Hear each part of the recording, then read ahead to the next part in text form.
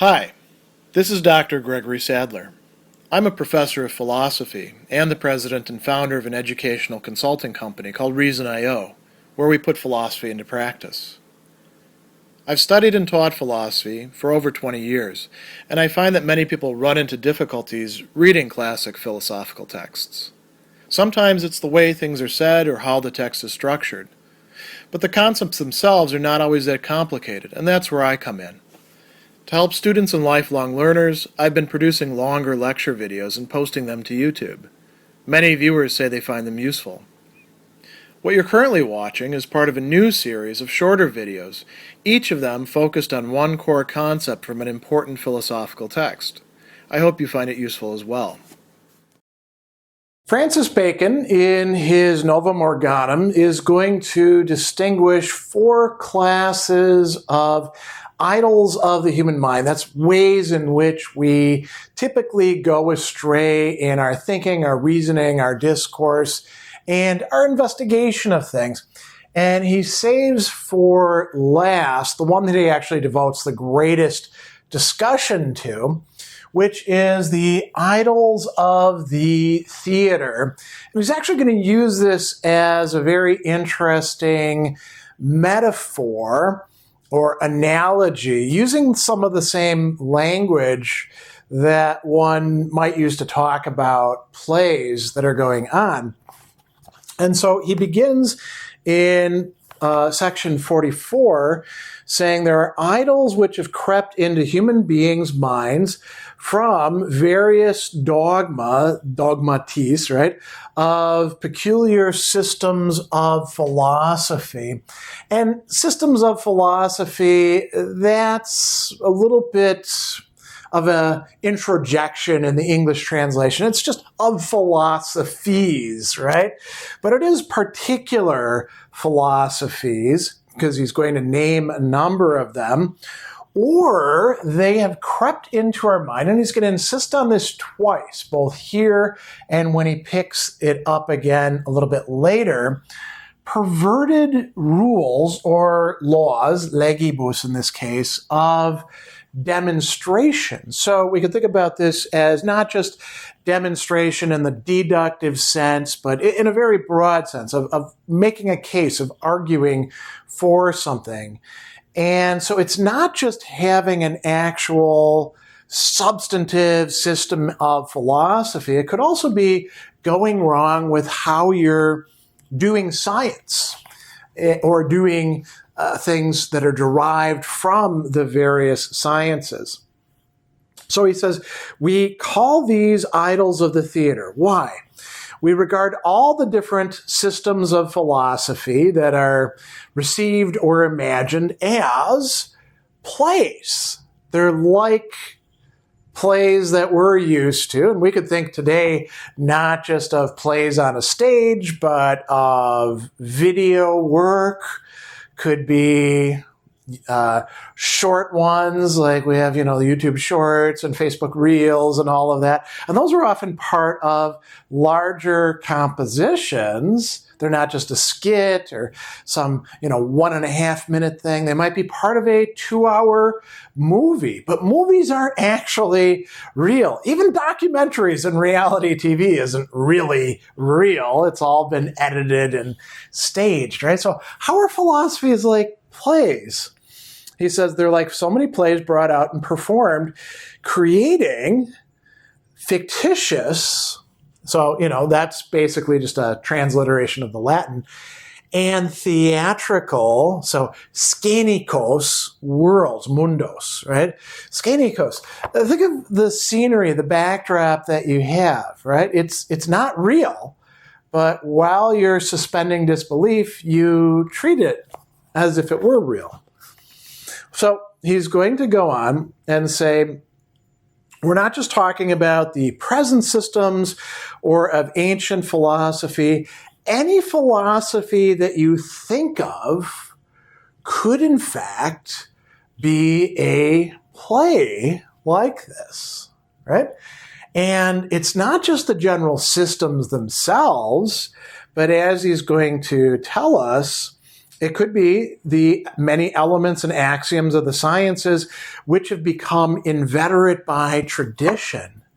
Notice that Bacon doesn't think that science just figures out the world and it replaces philosophy or theology. No, there's a tendency for people who are doing science to believe in their own stuff as well, just as much as philosophers would be inclined to. So he says, they become inveterate by tradition, implicit credence, and neglect. So then he says, well, let's go into more specifics. Now, before he does that in section 61, he does in fact stress the idols of the theater are not innate, nor do they introduce themselves secretly into the understanding, like the previous ones discussed.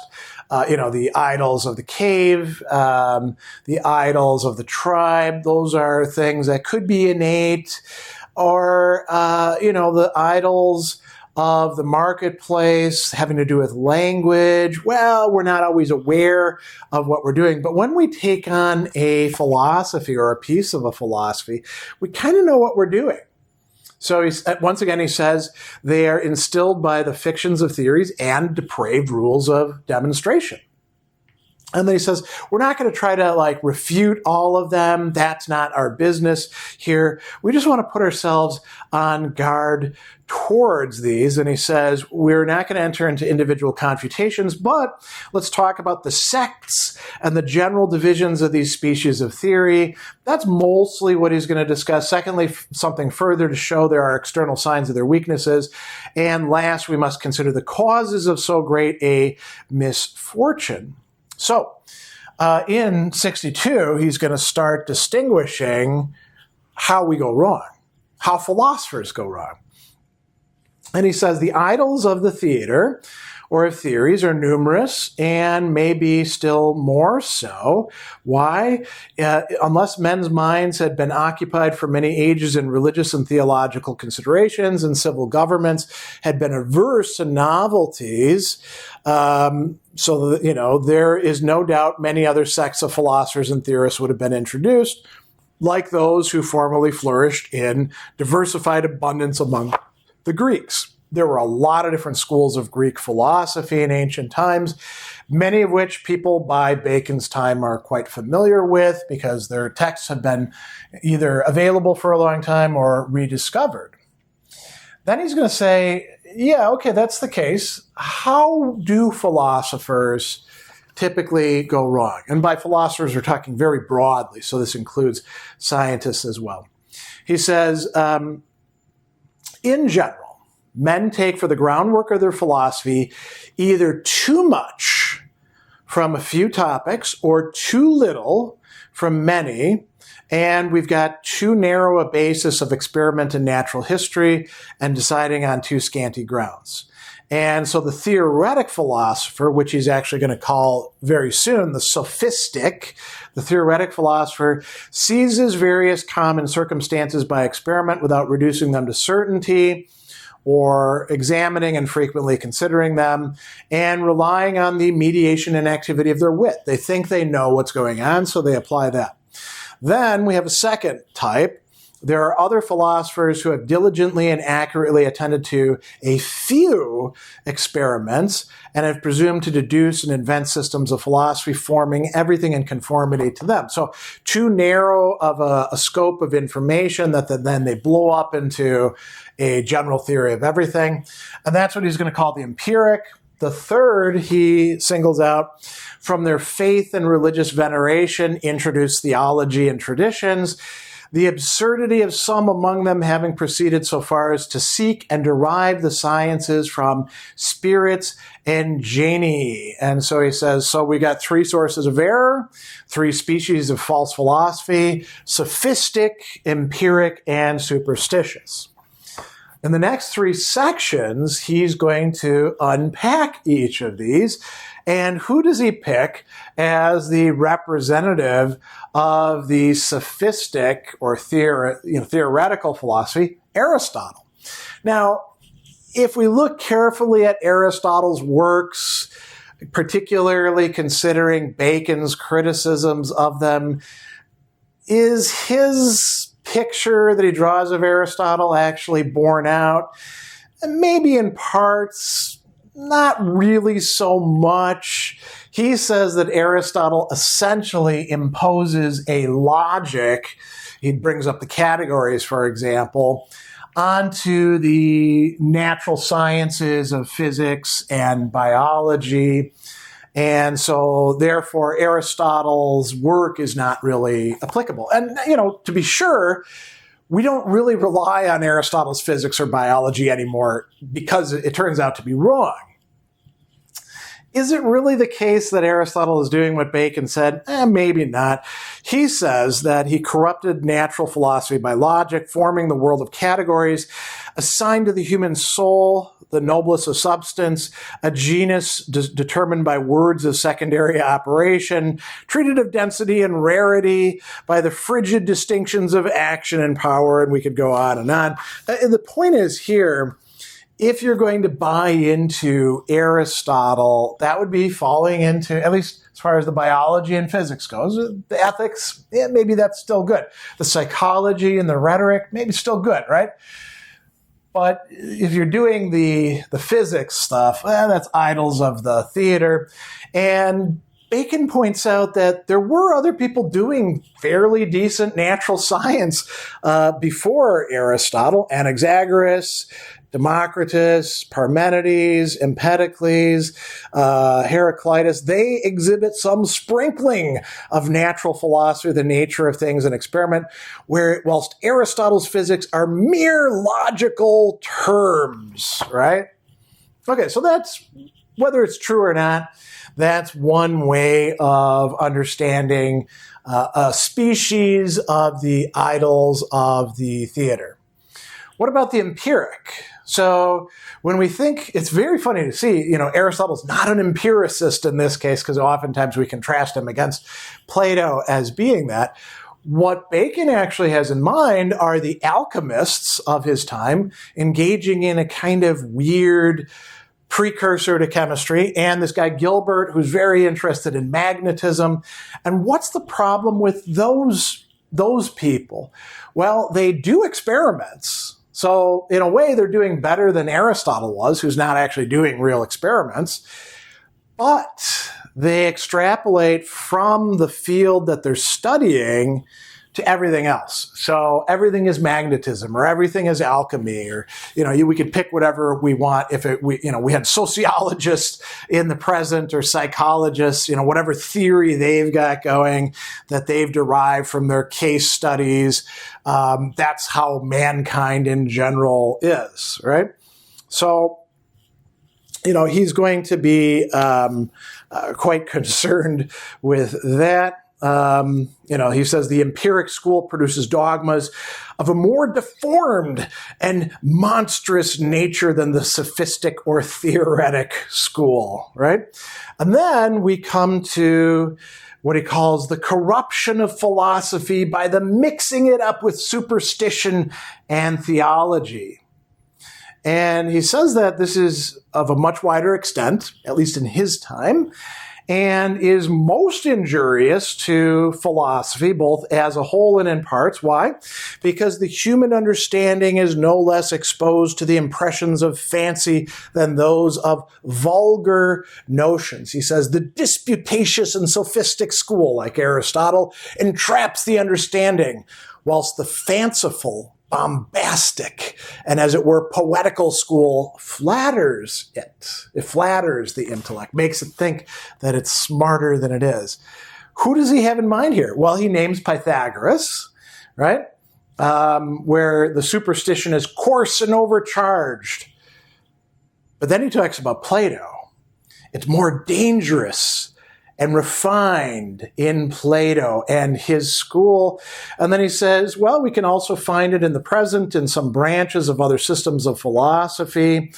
And he says we have to watch, with the greatest caution. Some of the moderns have indulged this folly with such consummate inconsiderateness that they've endeavored to build a system of natural philosophy on the first chapter of Genesis the book of Job and other parts of Scripture.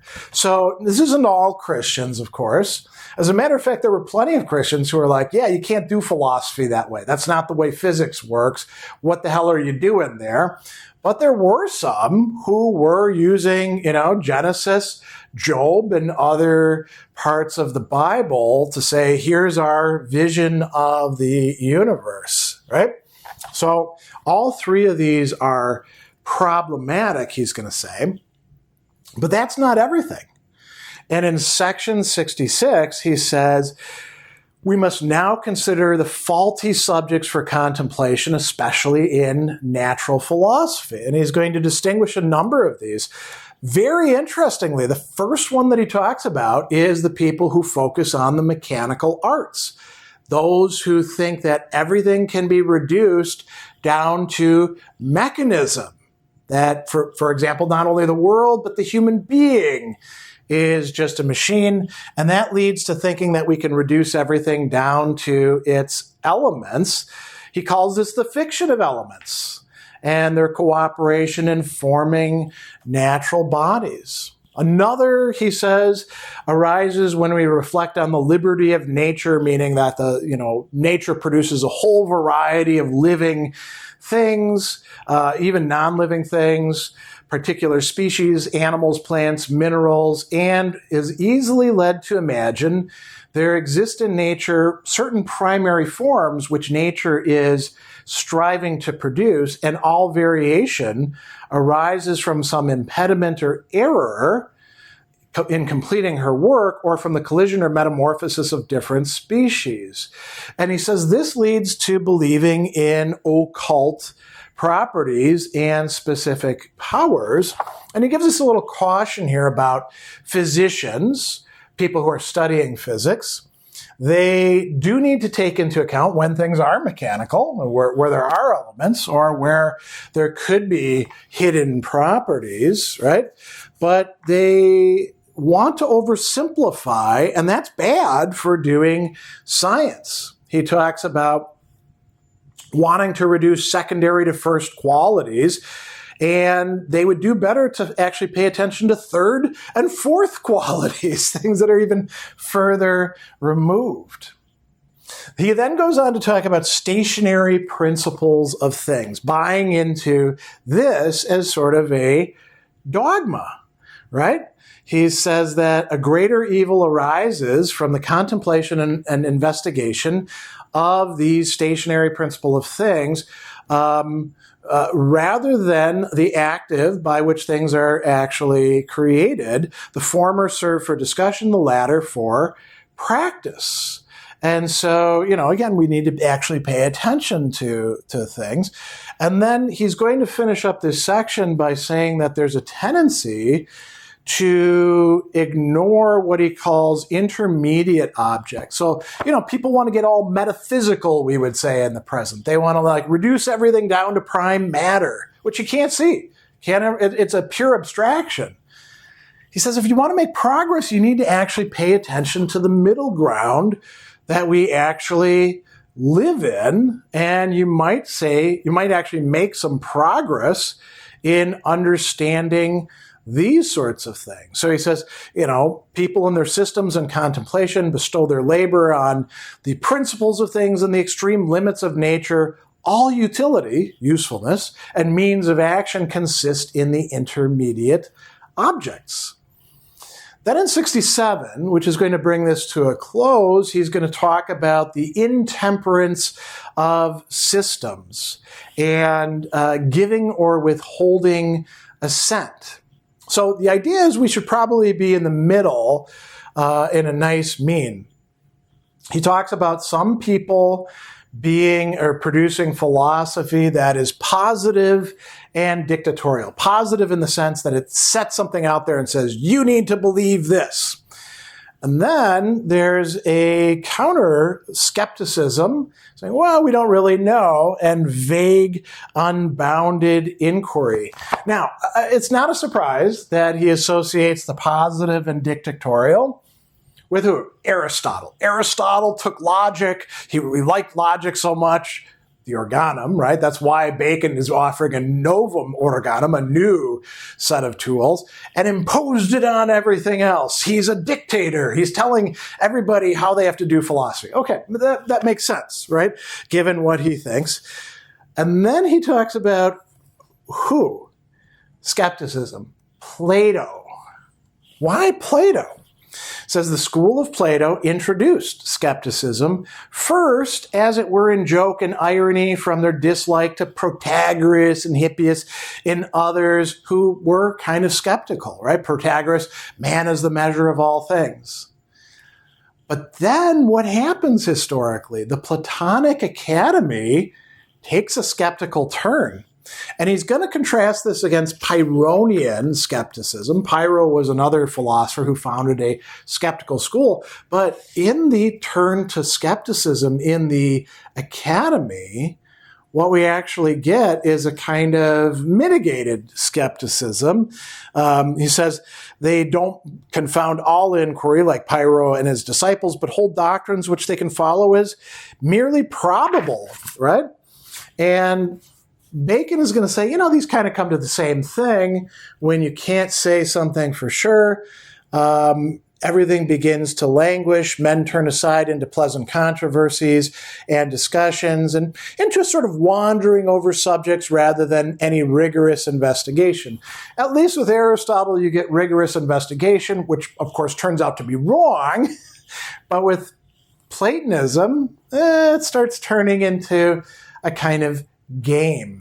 So all sorts of ways in which philosophy and other disciplines can furnish us with what Bacon calls the idols of the theater. And if we're on guard against them, and particularly if we keep in mind that any philosophy or any kind of science or even the elements of it might be turned in this direction, we can be a little bit better on guard against falling into these particular idols of the theater.